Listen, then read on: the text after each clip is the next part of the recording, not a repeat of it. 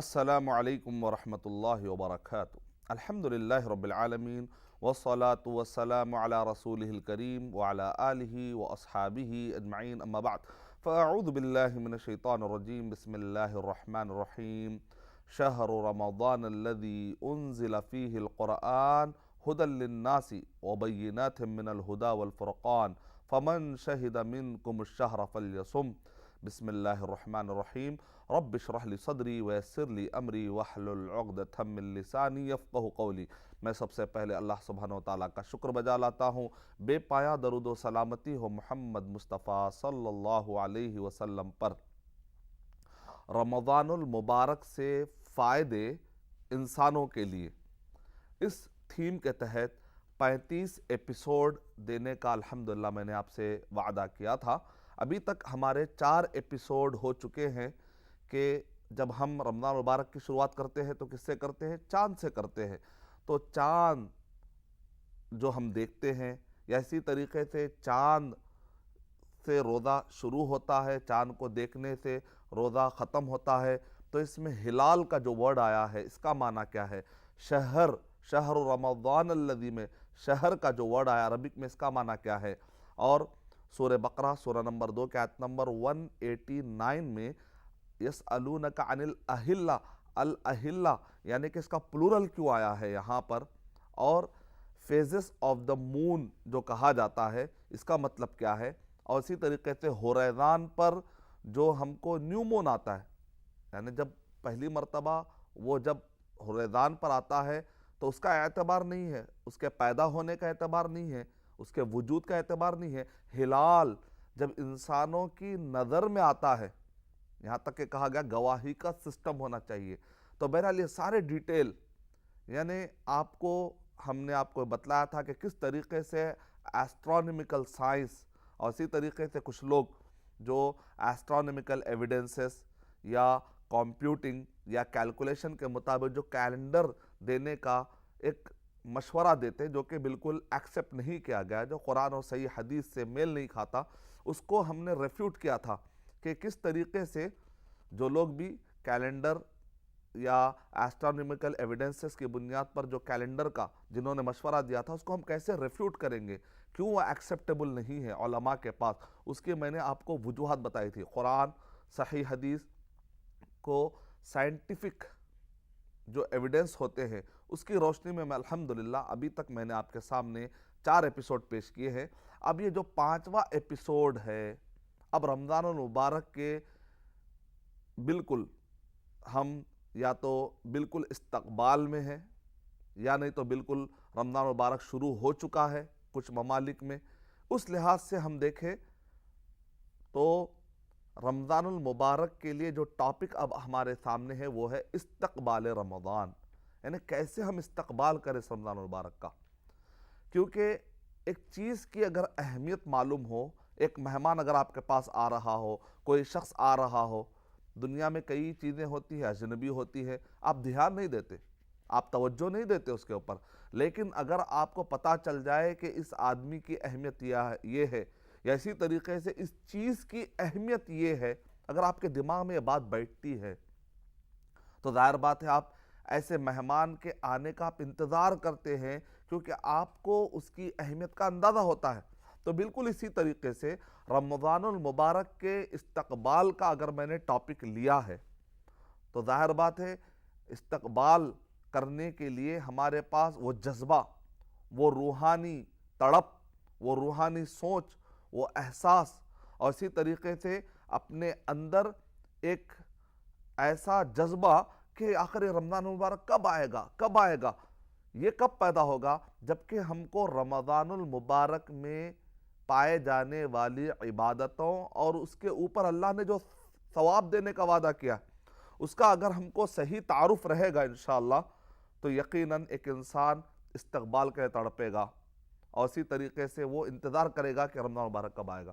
تو آئیے رمضان مبارک کے اندر کیا کیا چیزیں ہوتی ہیں، خاص طور سے وہ ٹرمینالوجیز جو ہم رمضان مبارک میں سنتے ہیں، تو انشاءاللہ آج ہم آپ کے سامنے رمضان المبارک کے ٹرمینالوجیز کے بارے میں گفتگو کریں گے۔ جیسے تقوی کا ورڈ آپ سنتے ہیں، معنی کیا ہے تقوی کا؟ رمضان کا ورڈ آپ سنتے ہیں، मुबारक का वर्ड आप सुनते हैं, रमज़ानुल मुबारक। सौम का वर्ड आप सुनते हैं, जिक्र का वर्ड सुनते हैं, तहज्जुद का वर्ड आप सुनते हैं, क़ियामुल लैल का वर्ड आप सुनते हैं, तरावीह का वर्ड आप सुनते हैं, इअ्तिकाफ का वर्ड आप सुनते हैं, लैलतुल क़दर का वर्ड आप सुनते हैं, सदक़तुल फ़ितर का वर्ड आप सुनते हैं, इफ्तार का वर्ड आप सुनते हैं, सहरी का वर्ड आप सुनते हैं, और इसी तरीके से ईद का वर्ड आप सुनते हैं।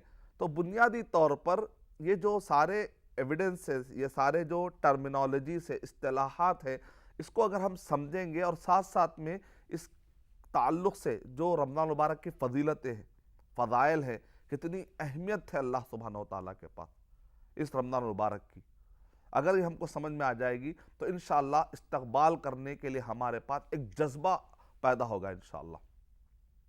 उससे पहले मैं चाहता हूँ कि हमारे गुज़िश्ता 4 एपिसोड में जो चाँद से मुताल्लिक़ क़ुरआन, सही अहादीस और विथ साइंटिफिक रीज़न्स जो मैंने आपके सामने पेश किए हैं, उसमें 2 बातें बाकी रह गई हैं। इंशाअल्लाह वो सुनाकर मैं अपनी बात को कंटिन्यू करता हूँ।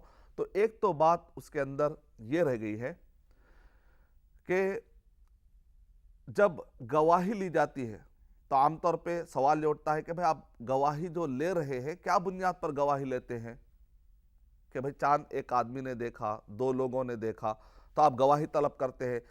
उसके बाद एक गवाह या 2 गवाह आपको जब कहते हैं तो नतीजे में आप उसकी बात को सुन लेते हैं। तो क्या बेस है, कौन से आदमी की गवाही कबूल की जाती है और कौन से आदमी गवाही कबूल नहीं की जाती?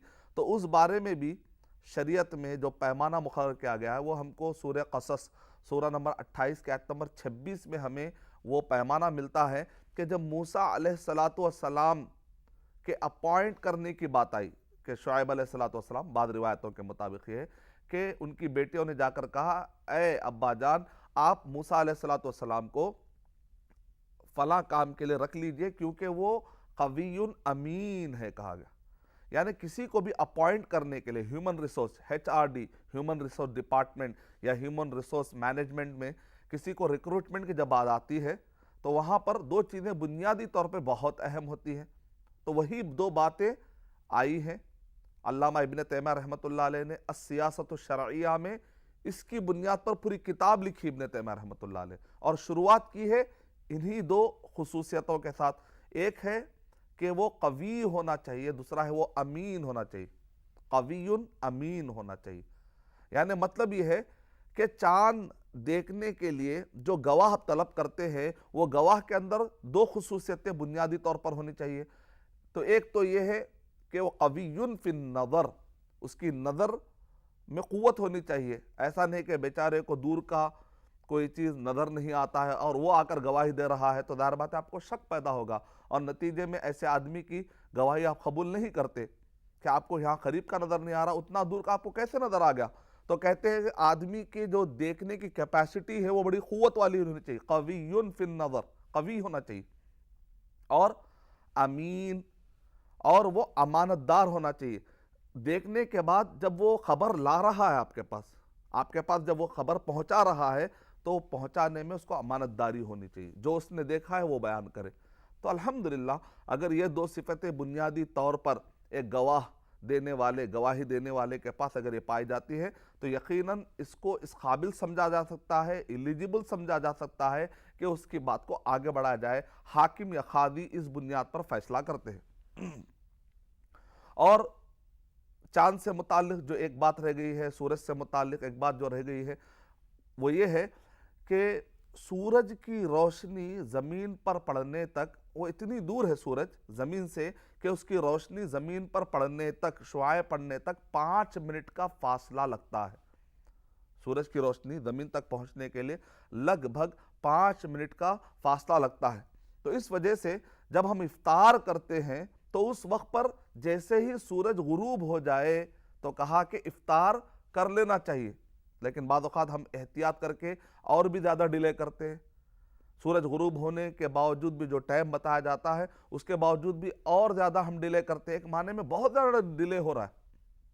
तो हमको इसका ख्याल रखना चाहिए कि सूरज की रोशनी, मिसाल के तौर पे जिस जगह पे आपको सूरज नज़र आ रहा है वो 5 मिनट पहले वहाँ था, वो 5 मिनट पहले वहाँ था, अब वहाँ नहीं है, वो आगे जा चुका था। لیکن 5 منٹ پہلے جو ایریے میں تھا سورج، آپ نے اس کو دیکھا آسمان میں کہ سورج فلاں جگہ پر ہے، تو دراصل جس وقت پر آپ دیکھ رہے ہیں اس وقت پر سورج تو آگے بڑھ چکا ہوتا ہے، لیکن 5 منٹ پہلے وہاں پر چونکہ وہ سورج تھا تو آپ کو دیکھنے کے لیے، وہ روشنی پہنچنے کے لیے آپ کے پاس 5 منٹ کا فاصلہ لگتا ہے۔ تو بالکل اسی طریقے سے سورج غروب ہونے کے مسئلوں میں بھی اس کا خاص طور سے خیال رکھا جائے، اس مسئلے کا بھی، اور زیادہ ڈیلے کرنے سے بچا جائے۔ افطار کے موقع پر نبی اکرم صلی اللہ علیہ وسلم نے ارشاد فرمایا کہ میری امت اس وقت تک خیر پر باقی رہے گی جب تک کہ وہ افطار کرنے میں جلدی کرے گی۔ جلدی کا مطلب یہ نہیں کہ ٹائم سے پہلے، جلدی کا مطلب یہ کہ ٹائم ہوتے ہی۔ تو لہذا ہر ایریے کے جو ایکسپرٹ ہوتے ہیں ان کو چاہیے کہ جو سورج غروب ہونے کا جو ٹائم ہوتا ہے، الحمدللہ آج کے دور میں آلات اور اسی طریقے سے سائنس اور ٹیکنالوجی کے ایڈوانسمنٹ کی وجہ سے باقاعدہ اخباروں میں بتا دیا جاتا ہے کہ سورج کب غروب ہوتا ہے، تو لہذا اس کا خاص خیال رکھا جائے اور ٹائم پر افطار کر لیا جائے، خواہ کے دیری نہ کی جائے۔ اب آئیے ہم رمضان المبارک کا اہتمام کرنے کے لیے ہم کو رمضان المبارک کا تھوڑا سا تعارف ہونا چاہیے۔ رمضان المبارک یہ ایک مکمل مہینے جو ہمارے پاس آتا ہے، ہم کو کہیں جانے کی ضرورت نہیں، اللہ تعالیٰ نے ایسا ماحول بنایا ہے کہ وہ ہمارے آنگن میں، وہ ہمارے گھروں میں رحمتیں اور برکتیں لے کر آ رہا ہے، الحمدللہ۔ اور اللہ تعالیٰ نے اتنا سیدھا سادہ سسٹم رکھا ہے اسلام کو فالو کرنے کا کہ ایک آدمی پہاڑوں میں رہتا ہے اور اسی طریقے سے کوئی ڈوغن زمین میں رہتے ہیں یا کوئی پہاڑوں کی اونچائی پر رہتے ہیں، تو الحمدللہ چاند ایک ایسی چیز ہے جو ہر جگہ سے نظر آنے کے لیے انسان کے لیے بہرحال دوسرے چیزوں کے مقابلے میں ذرا سہولت والی چیز ہے۔ مثال کے طور پہ اگر کوئی ٹیکنالوجی ہی کو لازم کر دیا جاتا یا کسی مفتی صاحب کے فتوے کو لازم کر دیا جاتا یا شورا کی بنیاد پر فیصلے کو لازم کر دیا جاتا اور چاند کو بالکل نظر انداز کر دیا جاتا، تو ظاہر بات ہے لوگوں کو بات پہنچانے کے لیے، سمجھنے کے لیے ایک مشکلات پیش آ جاتی۔ لیکن چاند کا ایک ایسا فطری نظام اللہ تعالیٰ نے رکھ دیا ہے کہ ہر گاؤں اور کنبہ اور قبیلہ میں دنیا کے بہت سارے مقامات میں آپ دیکھتے ہیں الحمدللہ برسوں سے مسلمان بڑی آسانی کے ساتھ جان لیتے ہیں کہ اب رمضان مبارک کب شروع ہو رہا ہے اور کب ختم ہو رہا ہے۔ یہ اللہ تعالیٰ کی طرف سے بندوبست ہے، آسانی ہے۔ اور یہ رمضان مبارک کا ایک مکمل مہینہ ہوتا ہے، اسلامی اعتبار سے مہینہ 28 دن کا کبھی بھی نہیں ہوتا، اور اسی طریقے سے اسلامی اعتبار سے مہینہ 31 دن کا کبھی بھی نہیں ہوتا، 29 کا ہو سکتا ہے۔ اور اس کے بعد اگر وہاں پر بادل زیادہ چھا جاتے ہوں تو ایسے وقت پر نبی اکرم صلی اللہ علیہ وسلم نے ارشاد فرمایا کہ تم 30ویں دن کو بھی مکمل کر لو، 30ویں دن کو بھی آپ نے کہا کہ مکمل کر لو۔ یہاں پر نبی اکرم صلی اللہ علیہ وسلم نے یہ نہیں کہا کہ اگر ایک ایریے میں بادل ہو تو پوری دنیا میں بادل ہونا کوئی ضروری نہیں ہے، دوسرے ایریے میں ہو سکتا ہے کہ چاند نظر آ جائے۔ تو نبی اکرم صلی اللہ علیہ وسلم نے یہاں پر یہ نہیں کہا کہ اگر جس ایریے میں چاند کا جو ایک مطلع ہوتا ہے، ہر ایریے کا ایک مطلع ہوتا ہے، تو دوسرے ایریے کا جہاں پر کہ چاند نظر آتا ہو اس کو تم فالو کر لو۔ مثال کے طور پہ بالکل مطلع سے ہی ایک ایریا بنا دیا گیا ہے 500 کلومیٹر کا، جیسا کہ بعض علماء کرام کہتے ہیں، تو اگر مان لیجئے اگر کہ کہیں پر طے کر لیا گیا ہے کہ بھئی 500 کلومیٹر ہے، اب اگر اس کے باہر جو مطلع ہر جگہ کا جیسے زون، ٹائم زون بانٹ لیے آتے ہیں، تو بالکل اسی طریقے سے مطلع یعنی کہ چاند نظر آنے کے الگ زون بھی ہمیں ملتے ہیں کہ کہیں پر چاند نظر آتا ہے تو اس کے 1 دن کے بعد یا 2 دن کے بعد دوسرے ایریے میں نظر آتا ہے۔ اس طریقے سے زونز میں دنیا میں بانٹ دیا گیا ہے۔ اگر آپ دوسرے ایریے کو فالو کرو نہیں کہا گیا، آپ کے مطلع، آپ کا جو زون ہوتا ہے اگر وہاں پر بدلی چھائی جاتی ہے تو آپ نے کہا کہ 30ویں دن کو تم مکمل کر لو، شعبان کے 30 دن مکمل کر لو۔ اب رمضان مبارک کے جب یہ ایک مہینے کے اندر ہم کو بہت ایکٹیو رہنا ہے، بہت زیادہ محنت کرنا ہے ہم کو، اس میں گھنٹہ تو دور کی بات ہے، منٹ بھی ویسٹ نہیں کرنا ہے ہم کو، ایک منٹ کا ایک پل کا ہم کو اس کے اندر سیکنڈ کا خیال رکھنے کی ضرورت ہے، کیوں؟ اس لیے کہ اس کے اندر کام بہت ہے اور اجر بھی بہت ہے، اور پتہ نہیں کہ اگلے سال ہم کو یہ موقع پھر ملے گا کہ نہیں ملے گا۔ گزشتہ سال کئی ایسے لوگ تھے جو ہمارے ساتھ اس رمضان المبارک میں شریک تھے، لیکن آج آپ دیکھتے ہیں تو ان میں سے کئی لوگوں کا انتقال ہو چکا ہے۔ اللہ نے ہم کو موقع دیا ہے، صحابہ اکرام کے بارے میں آتا ہے اور اسی طرح بزرگان دین جو گزرے ہیں جن کو ہم سلف کہتے ہیں، ان کے بارے میں آتا ہے کہ 6 مہینے سے وہ انتظار میں لگے ہوئے رہتے تھے، رمضان مبارک کے انتظار میں لگے ہوئے رہتے تھے، اور دعائیں کرتے تھے کہ اے اللہ اس رمضان تک ہم کو پہنچا دے. اور رمضان مبارک ہونے کے بعد آنے والے 5 مہینے لگاتار وہ دعائیں کرتے تھے کہ اے اللہ اس رمضان مبارک میں جو ہم نے دعائیں کی اے اللہ اس کو قبول فرما لے. 5 مہینے وہ دعائیں قبول، اے اللہ تو قبول فرما لے، قبول فرما لے، اس طرح کی ان کے پاس دعائیں ہوتی تھی، وہ جذبہ ہوتا تھا. اور نبی اکرم صلی اللہ علیہ وسلم تو کس طریقے سے آپ ابھارتے تھے. مسند احمد بن حنبل جلد نمبر 2 صفحہ نمبر 230 میں ہے، آتاکم رمضان، آتاکم رمضان. نبی اکرم رمضان یعنی نبی اکرم صلی اللہ علیہ وسلم خطبہ دیا کرتے تھے اور باقاعدہ کہتے تھے کہ اے لوگو تم پر ایک بہت ہی بہترین مہینہ آنے والا ہے، شہر مبارک، اور یہ بڑا برکت والا مہینہ ہے. تو نبی اکرم صلی اللہ علیہ وسلم خوشی کا اظہار کرتے تھے. اور نبی اکرم صلی اللہ علیہ وسلم شعبان المعظم میں بھی روزہ رکھا کرتے تھے. حضرت عائشہ رضی اللہ تعالیٰ عنہ ارشاد فرما رہی ہیں کہ نبی اکرم صلی اللہ علیہ وسلم، اگر آپ پڑھتے ہیں صحیح بخاری حدیث نمبر 1800 سے لے کر حدیث نمبر 2350 تک، یہ مکمل شعبان اور رمضان مبارک کے روزوں سے متعلق امام بخاری رحمۃ اللہ علیہ نے اس کے اندر احادیث جمع کی ہیں اس ایریے میں. تو اس کے اندر نبی اکرم صلی اللہ علیہ وسلم کے بارے میں آتا ہے کہ آپ شعبان کے روزے رکھا کرتے تھے. یہاں تک کہ حضرت عائشہ رضی اللہ تعالیٰ عنہ نے ارشاد فرمایا کہ نبی اکرم صلی اللہ علیہ وسلم رمضان المبارک کے بعد اگر کسی مہینے میں سب سے زیادہ روزہ رکھا کرتے تھے تو وہ شعبان میں، یعنی شعبان کی بھی اتنی بڑی فضیلت ہے الحمدللہ. لیکن نبی اکرم صلی اللہ علیہ وسلم نے دوسروں کو آپ نے فرمایا، آپ تو الحمدللہ قوی تھے، آپ نے فرمایا اذن تصف شعبان، لیکن رمضان جب شعبان کی 15ویں نصف شعبان اگر ہو جائے تو اس کے بعد روزہ مت رکھو. آپ نے کہا، بعض علماء اکرام نے کہا کہ یہاں پر یعنی کہ بہتر ہے کہ مت رکھو یہ معنی ہے. اگر کوئی ایسا کوئی روزہ رکھنا چاہتا ہے کہ جو قضا ابھی باقی رہ گئے ہوں، یا اسی طریقے سے اگر کوئی عادی ہو پیر اور جمعرات کا رکھنے کا، تو بہرحال اس کے لیے ایکسیپشنل ہو سکتا ہے. لیکن جنرل رول یہ ہے کہ اس کے بعد روزہ نہیں رکھنا چاہیے، کیونکہ فرض روزوں پہ کہ خلل نہ پڑ جائے اگر آدمی بیمار ہو جائے. لیکن نبی اکرم صلی اللہ علیہ وسلم کثرت سے شعبان میں روزہ رکھا کرتے تھے. اس کا ایک فائدہ یہ بھی ہوتا ہے، علماء اکرام نے بتلایا کہ آدمی کو پریکٹس ہو جاتی ہے رمضان مبارک کے لیے، تیار ہو جاتا ہے اس کا جسم روزہ رکھنے کے لیے. تو دیکھیں آپ کس طریقے سے استقبال ہو رہا ہے. اور جب چاند دکھتا ہے تو اس وقت پر نبی اکرم صلی اللہ علیہ وسلم نے ہم کو دعا سکھلائی، اللہم اہلہ علینا بالامن والایمان والسلامت والاسلام ربی وربک اللہ. اللہم اہلہ علینا، اے اللہ اس چاند کو جو ہلال کے طور پر آیا ہے ہم پر، اے اللہ تو اس کو لا، کیونکہ اللہ ہی لانے والا ہے. بالامن والایمان، اور ہم اس چاند کی پوجا نہیں کرتے، ہم اس سورج کی پوجا نہیں کرتے، ہم ان سب کے پیدا کرنے والے اور ان سب کو لانے اور لے جانے والے اللہ سبحانہ وتعالیٰ کی بات ہم کرتے. اللہم، اسی لیے کہا گیا اہلہ علینا بالامن والایمان، امن کے ساتھ ایمان کے ساتھ اے اللہ یہ مہینہ ہمارے زندگی میں آئے. والسلامت والاسلامی، سلامتی کے ساتھ اور اسلام کے ساتھ. اسلام ہونا چاہیے، اگر اسلام نہیں ہے ایمان نہیں ہے تو دنیا میں آپ سارے خوشیاں بھی لے لیجئے کچھ فائدہ نہیں. ربی و ربک اللہ، اور آپ چاند کے بارے میں کیا کریں، اے چاند میرا رب اور تیرا رب اللہ ہے. اور یہ دعا کہہ کر ٹھہر کر پھر گفتگو کر کے وہاں پر نہیں پڑھے اور نکل جائے. یہ سنت ہے نبی اکرم صلی اللہ علیہ وسلم کی. یہ تھا نبی اکرم صلی اللہ علیہ وسلم کے استقبال کرنے کا طریقہ. اب جو رمضان مبارک میں ہم کو ٹرمینالوجیز ملتی ہے، سب سے پہلے جو ورڈ ہمیں رمضان ملتا ہے. دیکھیں آپ ایک ایک ورڈ پہ اگر آپ غور کریں گے تو اس کی اہمیت کا پتہ چلے گا، اندازہ لگے گا کہ کتنا اہم ہے یہ مبارک مہینہ، اس کے اندر کیا کیا فائدے ہیں. خالی ٹرمینالوجی پہ غور کریں گے ہم، انشاءاللہ میں آپ کو نیکسٹ ایپیسوڈ میں آپ کو بتاؤں گا کہ اس کی فضیلتیں کیا ہے، اس کی اور زیادہ اہمیت کیا ہے. انشاءاللہ میں آپ کو بتاؤں گا، صرف ٹرمینالوجی پر ہم غور کریں گے.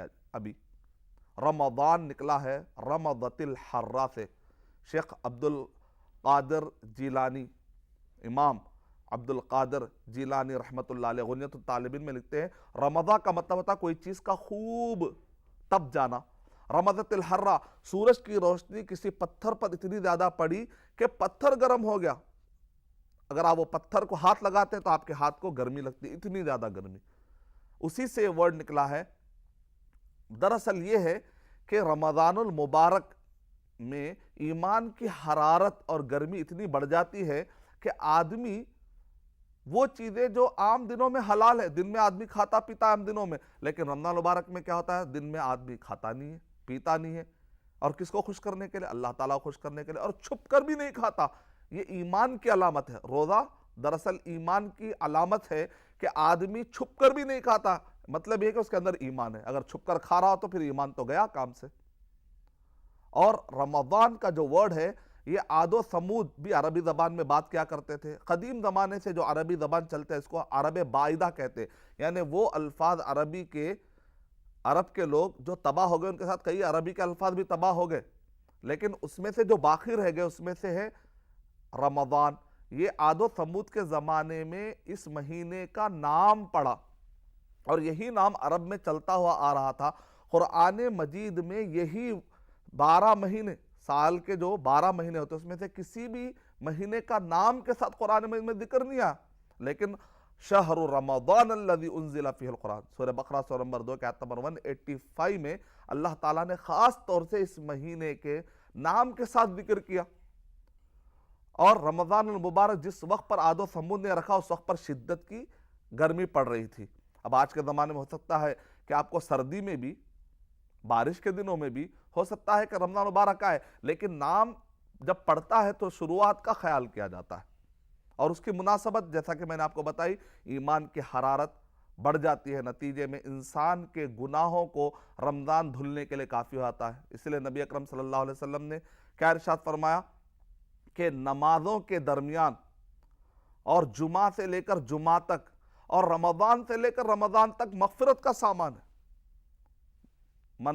من صام رمضان ایمانا و احتسابا غفر له ما تقدم من ذنبہ، حدیث نمبر 1900 سے اگر آپ پڑھتے جائیں گے تو اس میں جو امام بخاری رحمۃ اللہ نے فضیلت بیان کی اس میں یہ کہ جس نے رمضان مبارک کے روزے رکھے مغفرت کا اعلان کر، اور کہا من قام رمضان، اگر کس نے دن میں روزہ رکھ رہا ہے اور رات میں کیا کرنا ہے، آپ کو کھیل کود کرنا ہے، نہیں، من قام رمضان، جس نے رمضان مبارک کا قیام کیا، رات میں قیام اللیل اللہ کے لیے آپ ٹھہرتے ہیں، ایمان و احتسابا، ایمان کے حالت میں اور نیت طلب کرتے ہیں۔ نیت کس سے طلب کرنا ہے؟ اللہ سے۔ تو کہا غفر له ما تقدم من ذنبہ، اگر وہ اس کی عبادت ویسی رہے جس کو کہ اللہ نے قبول کر لیا اگر، تو گزرے ہوئے سارے گناہ معاف۔ اور کیا کیا فضیلتیں ہیں، تو انشاءاللہ ہم اور ٹرمینالوجیز جو ہے رمضان کس کو کہتے ہیں، آج ہم نے یہ سمجھا رمضان کا ورڈ کیا ہے، اس کا ڈیریویشن کیا ہے، مشتق کیا ہے، کہاں سے وہ ڈیرائیو کیا گیا، اس کی تاریخ کیا ہے، آج ہم نے یہ سمجھا۔ انشاءاللہ اگلے ایپیسوڈ میں صوم کا لٹرل سینس، لٹرل میننگ کیا ہے، اور کیا کانٹیکس میں قرآن مجید میں یہ ورڈ استعمال ہوا ہے، ذکر کا معنی کیا ہے، تقوی کا معنی کیا ہے، اور اسی طریقے سے تہجد کا معنی کیا ہے، قیام اللیل کا معنی کیا ہے، عید کا معنی کیا ہے، افطار کا معنی کیا ہے، ان سب کے ٹرمینالوجیز جو عربک میں یہ ورڈ ہے لٹرل سینس میں کیا ہے اور ٹرمینالوجی میں اس کو کس طریقے سے سمجھا جائے گا، انشاءاللہ اگلے ایپیسوڈ میں ہم ضرور اس کے بارے میں گفتگو کریں گے انشاءاللہ۔ میں اللہ تعالیٰ سے دعا کرتا ہوں کہ اللہ سبحانہ و تعالیٰ ہم سب کو رمضان المبارک کے بارے میں معلومات حاصل کرنے اور بہترین طریقے سے اس کا استقبال کرنے اور اس سے کما حق و فائدہ اٹھانے توفیق عطا فرمائے۔ آمین وآخر دعوانا ان الحمد للہ رب العالمین۔